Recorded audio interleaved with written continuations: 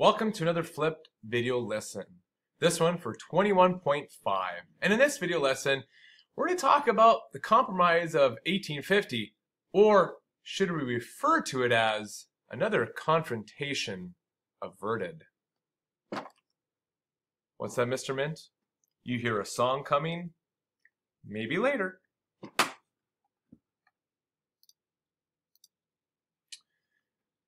The purpose of this compromise was as follows. California had requested to join the United States of America as a free state.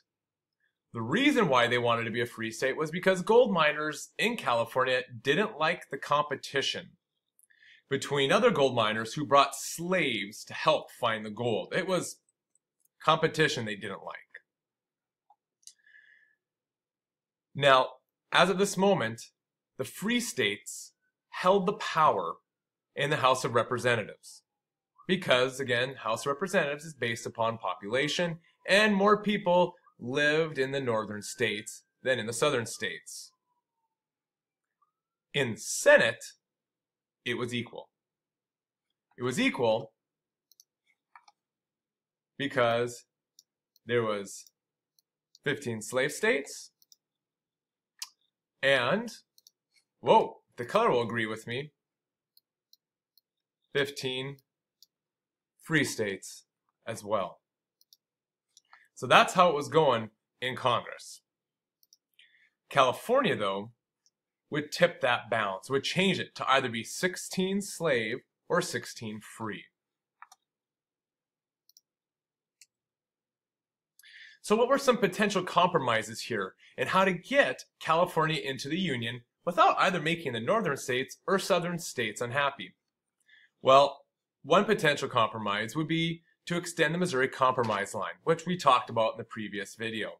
If they were to do that, though, California would be split right through the middle, and that doesn't work very well. Potential compromise would be something called popular sovereignty. This is where the people who actually lived in the territories would vote on whether or not they wanted to be a free state or a slave state. Now that sounds great. Make the people who live there vote. But what if those people chose slavery? Well, the northern states wouldn't have liked that at all then, because the evil would be back in their country, even above the Missouri Compromise line. And what if the territory chose freedom? Well, southern states wouldn't like that either, because then they could potentially lose power in the Senate, which would mean bye-bye slavery. So they have a problem, they're stuck. Well, here comes Henry Clay, senator. He was the one that started the Missouri Compromise, and Henry Clay also helped with the nullification crisis when South Carolina threatened to leave because of tariffs. In 1850, he put together one bill. That one bill was meant to address all the issues dividing the country. Think of Henry Clay like a sneaky little ninja, hi-ya, jumping from the rafters of the Senate building, chop-cha! And in one fell swoop, yeah, he's hoping to cure the country of its slavery problem. And his one bill said the following, wha-cha-chi-cha-cha. First, he would allow slavery in New Mexico and Utah territories. Second, wha-cha! Texas would not be allowed to take land in New Mexico, and as a result, the federal government would pay its debts. Third,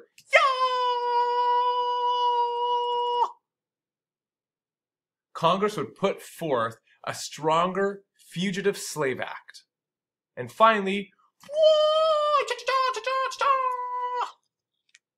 the slave trade would be abolished in D.C.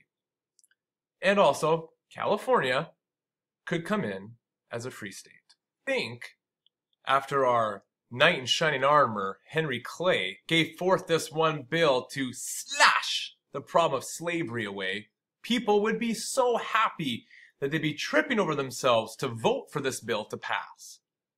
But quite the opposite happened. First off, Northerners, they felt the South was getting way too much. Southerners were getting a stronger Fugitive Slave Act. Southerners were getting not one, but 2 territories allowed to have slavery. Southerners were also getting the fact that, yeah, D.C. was not allowing the slave trade in Washington, D.C., but slavery was still allowed in the capital. Senator Seward of New York said it best when he said that there was a higher law than the Constitution. And that law demanded slavery's end. And that is what a lot of Northerners were starting to think. It wasn't enough just to kind of sort of get rid of slavery. It was time to squash it. Now, a funny thing happened. Because again, California is getting able to come on in as a free state, which means the South is losing power in Congress. So they didn't like this bill from Henry Clay either. The Northern and Southern senators worked together to defeat this bill. They worked together? The ones who had totally different ideas on slavery? I know. When I read it, I was floored. Whoa. Eventually, the tide started to turn for Henry Clay's bill. The first stepping stone was that we had a change in president. We went from President Fillmore to President Taylor. And President Taylor wanted a compromise. He wanted the problem fixed. Another idea that saw the tide turning, or another event to help the tide to turn for Clay's bill, is that Stephen Douglas, a senator from Illinois, decided to introduce Clay's bill not as one big bill, but as separate proposals.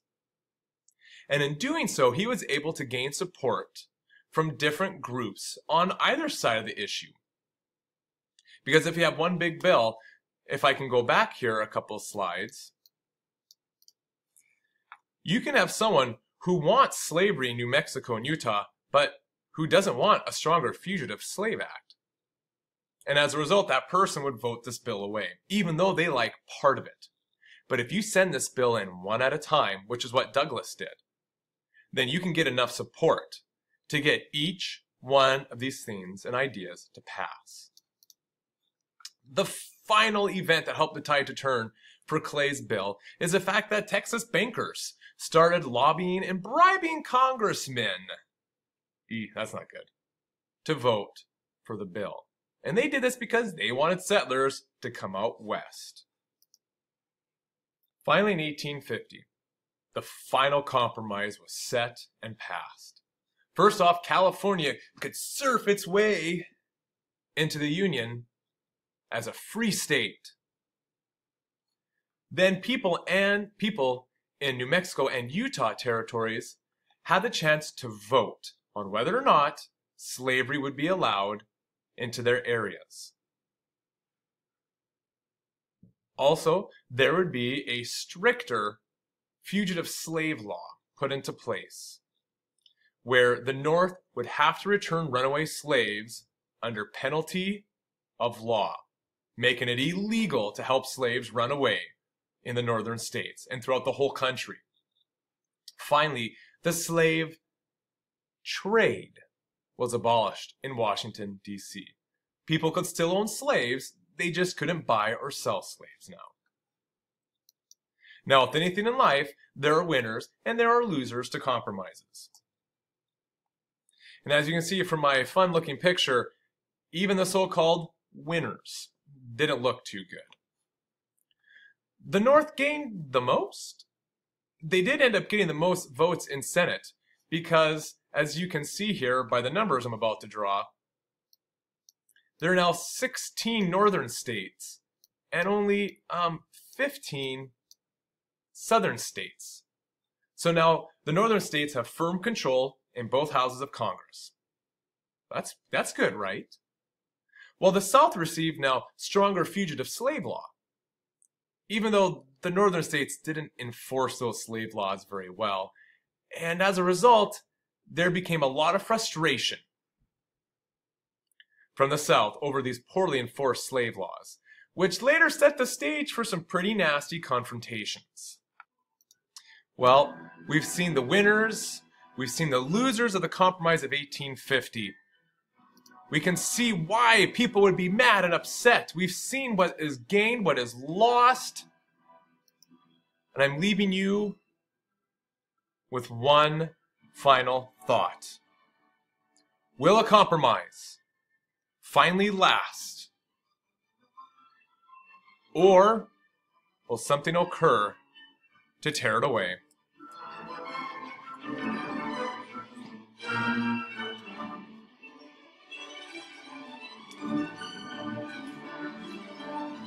Is the movie done?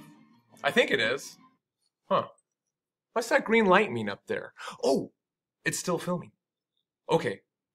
Don't forget to go to Edmodo and answer the questions. See you in class.